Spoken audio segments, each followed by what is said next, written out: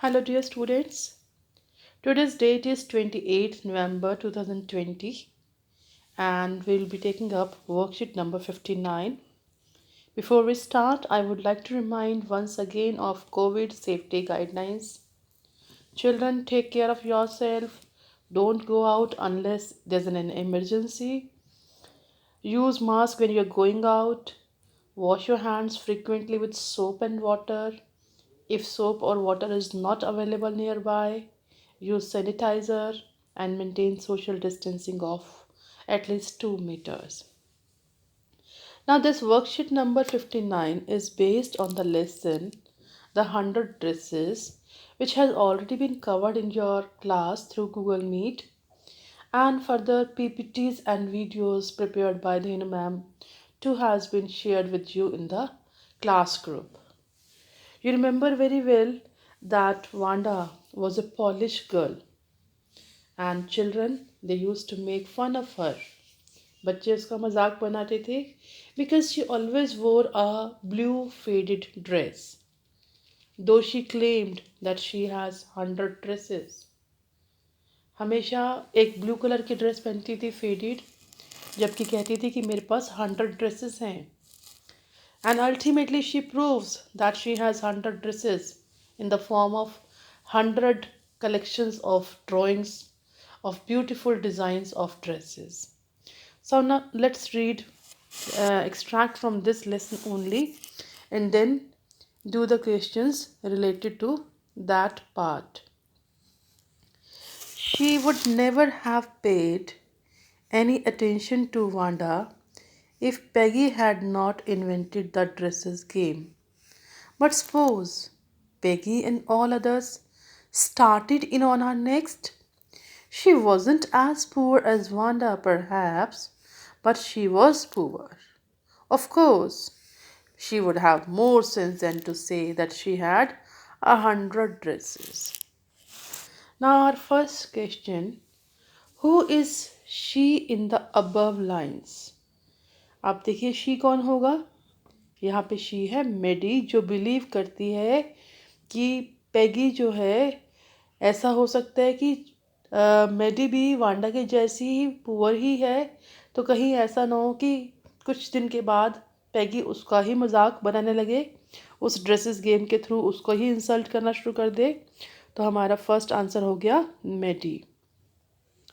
Which expression catches Maddie's emotion in the sentence? But suppose Peggy and all others started in on her next. अब आप नीचे emoticons देखिए कौन सा expression मेडी की उस सेंटेंस से मैच करता है. कहीं ऐसा ना हो कि पेगी और वो बाकी सब लोग उस पर started in on her next यानी कि उसको कैच होल्ड कर ले या उस पर अटैक करे. अटैक मीन्स उसका इंसल्ट करना शुरू कर दें, उसको एम्बैरस करना शुरू कर दें. तो देखिए फर्स्ट तो नहीं हो सकता क्योंकि फर्स्ट में तो ये इमोटिकॉन में देखिए ये हंस रहा है मुस्कुरा रहा है, ये तो नहीं होगा. इसमें देखिए ये कुछ सोच रहा है. अब सोच तो नहीं रही तो यस. और यहाँ पे क्या है वो बहुत सैड सी है, रो रही है थर्ड में. एंड फोर्थ में गुस्से में है. तो मेडी को जब पता लगेगा कि पेगी और बाकी लोग उस पर मजाक कर रहे हैं, उसका इंसल्ट कर रहे हैं, तो नेचुरली शी विल बी ये थर्ड वाली सैड होगी यानी कि रो रही होगी या दुखी होगी या अपसेट होगी. तो आपका थर्ड आंसर सेकंड का होगा थर्ड ऑप्शन.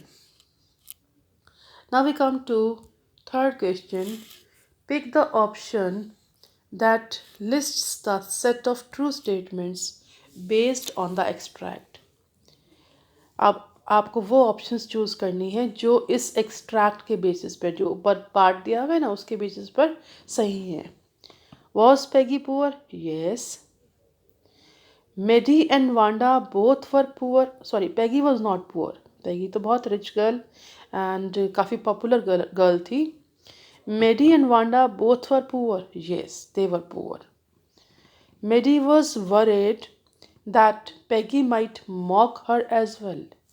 मेडी को चिंता थी कि कहीं पैगी उसका मजाक ना बनाना शुरू कर दे। Yes. Only Wanda is poor. No, दोनों ही पुअर थी, मेडी भी एंड वांडा भी। तो हमारा ऑप्शंस आ जाएगा बी एंड सी, यानी कि सेकंड वाला हमारा करेक्ट हो जाएगा। Fourth question, select the option that makes the correct use of phrase started in on.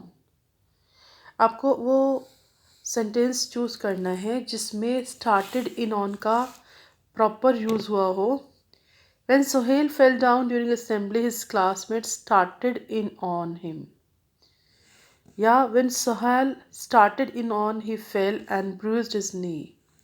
When Sohail had an accident, the doctor started in on. When Sohail went to buy ice cream, the ice cream vendor started in on. No.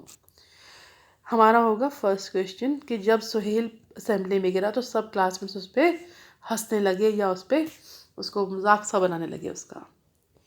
Which word does not correspond to the word invent. इनमें से कौन सा word ऐसा है जो invent से related नहीं है। क्रिएट तो रिलेटेड है, क्रिएट करना, कुछ बनाना, और इन्वेंट करना, आविष्कार करना, तो दोनों ऑलमोस्ट सेम है। इनोवेट भी, कुछ नई चीज़, ये भी इन्वेंट से रिलेटेड है।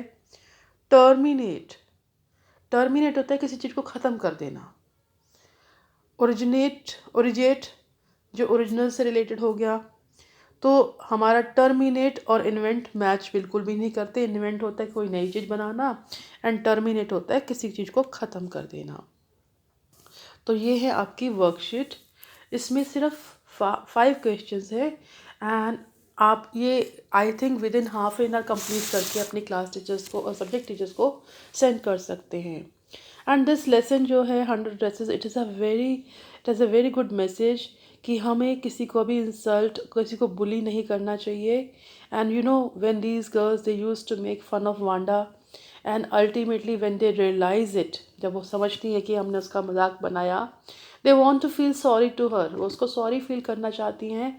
But at times life doesn't give you any chance even to feel sorry. तो लाइफ अपने कभी आपको कई बार चांस भी नहीं देता कि आप किसी को सॉरी फील कर पाओ, क्योंकि they try to meet her, उसको मीट करने मिलने जाती हैं, they try to send letters to her, लेकिन उन्हें कभी ऐसा स्कोप ही नहीं मिलता, चांस ही नहीं मिलता, and they keep on feeling guilty.